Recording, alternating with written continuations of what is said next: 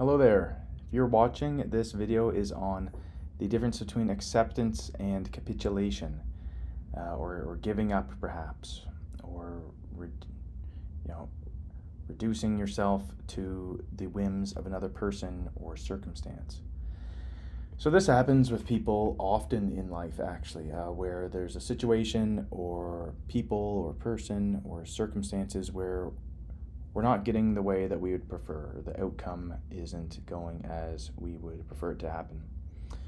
And you hear it all the time that it's healthier to accept the situation for what it is than it is to capitulate or to give up and let the circumstance or the people that are kind of pushing for the way that we don't want to get their way. But what's not really explained really well is, quite often anyway, is that accepting a situation for what it is and giving up sounds extremely similar, and I think a lot of people get confused on that. So this video is aimed at hopefully clearing some of that foggy confusion and just adding a little bit more clarity to how to approach these situations. So when it comes to acceptance, it's not about liking a situation or pretending everything's fine. Pretending everything fine is fine falls more so into capitulation or giving up. It's an active process of acknowledging reality, whether that's your thoughts, your feelings, the circumstances, without judgment or resistance. It creates space for growth and change. And I'll get into that in a little bit. Capitulation, on the other hand, is more of a passive surrender. It is yielding under pressure, often leading to feelings of helplessness or resentment. In counseling, it's seen as maladaptive or not very good for you because it shuts down your agency about a situation and can get people quagmired into these thoughts of, well, I give up. I've tried. I'm not trying anymore. They can have their way. And it's extremely common, and it presents in all walks of life, in many areas of life. But why it's important to prioritize finding acceptance rather than capitulation is that it frees up mental strain. It makes some room for some constructive forward movement. There's less stress from that resistance, and it opens doors to future change. It also allows you to exert some control in some way, even if it's just of yourself and your actions during and preceding a situation. And where it is proactive in that sense, it can help foster some peace and motivation to continue on. And now all this is grand, but it's still somewhat not. It's still somewhat murky as to what's the difference here. And really, it's in that word proactiveness. It's that when you capitulate and you give up and you let other people have their way, or say that, okay, there's nothing I can do about this situation, screw it all, and these emotions and thoughts are very demotivating. And but when you look at a situation and determine that, the things that I can change and the things that I can influence, I have done, and we'll get into this a little bit more. I can accept that I have done what I can do here and that I've tried my best, but that did not have the outcome that I had hoped for, as poor of an outcome as that may be. And I will now, rather than dwelling on it, I will now, and using that and burning that mental energy and time dwelling on these things. And there is a space for reflection, but you can now save some of that time for, okay, what am I going to do about it now? How can I adjust? And so a big challenge with acceptance is in these situations where your values are at odds with one another.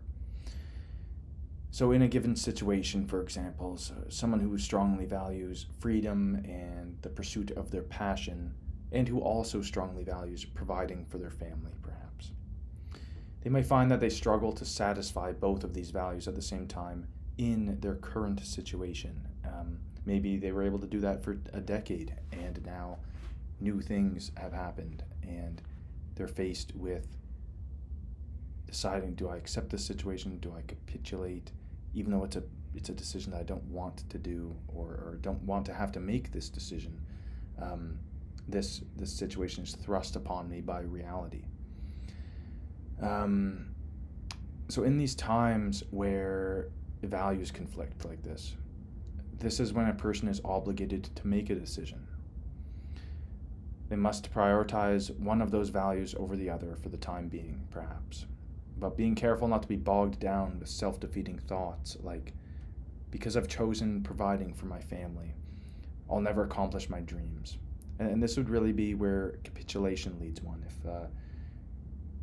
Perhaps if one is an entrepreneurial type and the sector that they work in has a huge downward turn, and they might not enjoy or prefer to work a different job, but they still want to put food on the table and a roof over the head for their kids. They might opt to work a job they don't really love, or doesn't satisfy their ambition or their dreams, because they value providing for their family more than their own dreams. And then there's a sacrifice there.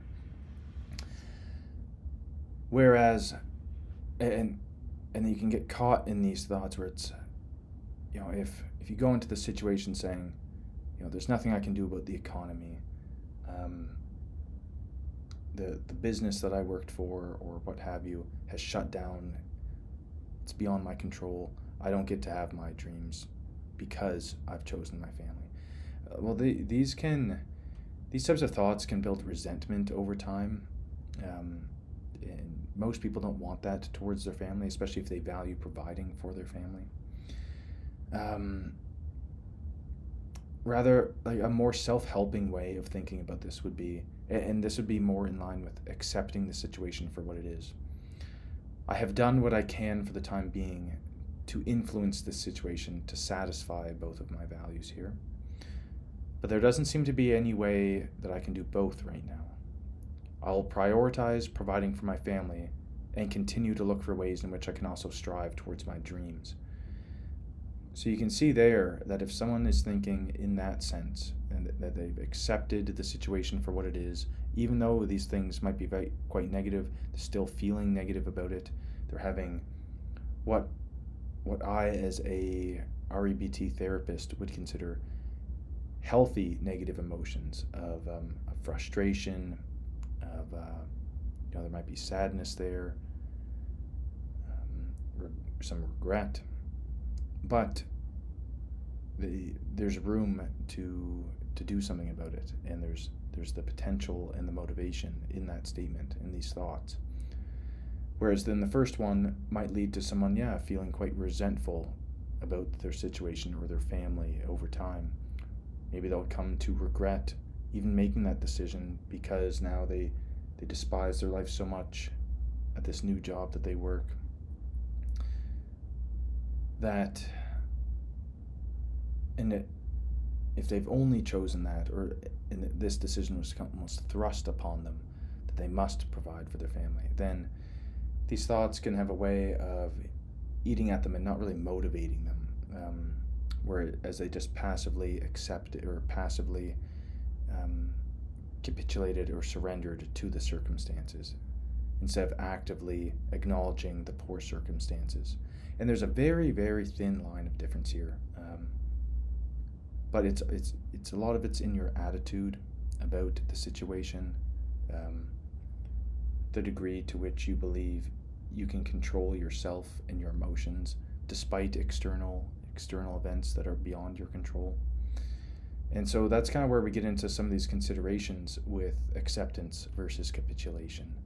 And the first is the sphere of influence, and they all sphere of influence, honesty, and endurance, and they all are enmeshed with one another. And so the sphere of influence, it's so when you accept a situation, and generally people struggle with accepting less than preferable situations. Most people are happy to accept joyful and happy situations. but the problems come up when they're asked or I guess prepositioned to accept an undesirable situation. So really looking at someone's sphere of influence. So if you can, and honesty is so closely related to this, and endurance. But when something happens and someone's forced by means beyond their sphere of influence to make some sort of choice, proactively accepting that and recognizing and accepting what is within your sphere of influence to control. So your thoughts, your attitude, to a degree when you go to sleep at night, what you eat, how you interact with other people, how you treat other people. And that list can go on and on and on, because depending on the example and the extent to which this negative situation is affecting you, you could still have a lot going on in your life that you do have a lot of control over, but in this particular situation you don't. Often these arise with people are often, we can't control other people. We can attempt to influence them through persuasion or through seeing things in a different point of view, providing evidence in various ways to influence someone to make a decision that you would want, or a behavior. But we can't control people outside of extreme physical or emotional harm to them, which is generally quite frowned upon. With that, so if it fall closely behind there, once you've kind of evaluated what can I still control about myself here, despite this negative thing happening, you have to be honest with yourself, and there's a degree of honesty there. Is it true that I actually can't control this, or is it that I'm unwilling to attempt to control this aspect of it, or to exert more influence somewhere else? And this is sometimes where, when someone is contemplating one of these negative situations, asking these types of questions and finding the truth in yourself, it can become clouded when we feel as though we're being shoved in, like pigeonholed into one option, or forced to do something, or forced to surrender or to capitulate at the whims of other people, or broader or larger circumstances. And it can cloud our ability to be honest with ourselves. But when we accept something and ask these honest questions of ourselves, it gives room for the creative potential that we all have as we know ourselves and our situations in our personal lives better than almost everybody else. We are the masters of our own lives, after all, and the experts in those lives as well. And by accepting the situation, you might be able to find some creative ways in which you can respond to the situation that perhaps in the heat of the moment you did not consider, or in time, maybe a few weeks or months go by, and if you're constantly pursuing ways in which you could pursue the outcome that you would prefer, and asking these things honestly, you might end up finding an answer. But if your mind is consistently clouded by, I can't fight anymore, I can't keep doing it, I can't stand it that those people did that to me, the economy is in the toilet, I have no control over the interest rates or the broader markets and what's going on, to hell with it all. I might as well not even try. That's kind of where these thoughts lead to, is that they're very demotivating, and where the acceptance comes in is, if you think on it and accept it for what it is, you might find yourself, well, okay, what can I try? Would I honestly be willing to do that? Am I being honest with myself that I tried everything so far? Is that true? Is there anything else I'm willing to do if I really want this thing? And then we can also get into the whole discussion of, people get what they settle for. And that's kind of the third piece here is endurance. That comes up. So these things, as we've said before, are often very, people struggle to accept the negative aspects of life. And it's a lot easier said than done, certainly. Certainly, that is not taking away from that at all. But there's an element of endurance there where if someone is willing to contend with these thoughts and to keep poking and prodding at ways in which they can fulfill some of the values that they wanted of life, even if in the past or concurrently those things are not able to happen, and continue to fight on, to find ways around these roadblocks, to find maybe other ways or other people that satisfy those desires, whether socially, it could be business related, what have you. But there's an element there of endurance that comes into play where just because this thing and you're roadblocked right now does not mean that you can never access that thing that you wanted or have those circumstances again. As I say that though, like if someone has passed away, you might not be able to have that, or if something was completely destroyed. But accepting this and enduring on and finding a way in which you can replicate it, or maybe remember that person or appreciate that thing and bring it into the future with you and the learnings and lessons that came with that. There's much more healthy and productive to your emotional well-being than saying, to hell with it all, I give up. There's nothing else I can do. There's nothing I can do about the situation. Why even bother? I will just sit in this stagnation and I'll just live up my life like this. With less joy, with a lesser quality life than I otherwise would have had. And that's really where this video ends. I think we've touched on it all. Really, to just kind of reiterate some of these points, acceptance does not mean that you agree with the situation at all.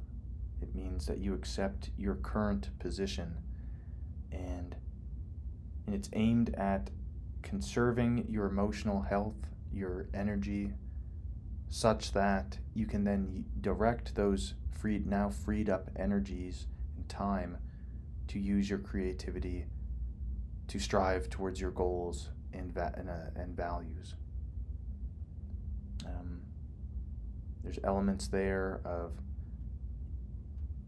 the sphere of influence and asking yourself deeply honest questions about what can you do, how would you do it, are you willing to do it, and then enduring through some of these hardships. But in my opinion, it certainly seems like a healthier response than saying, to hell with it all. And I will not reach that goal ever because of this one roadblock that has hit me at this stage in my life or at this point in time. Thank you for listening.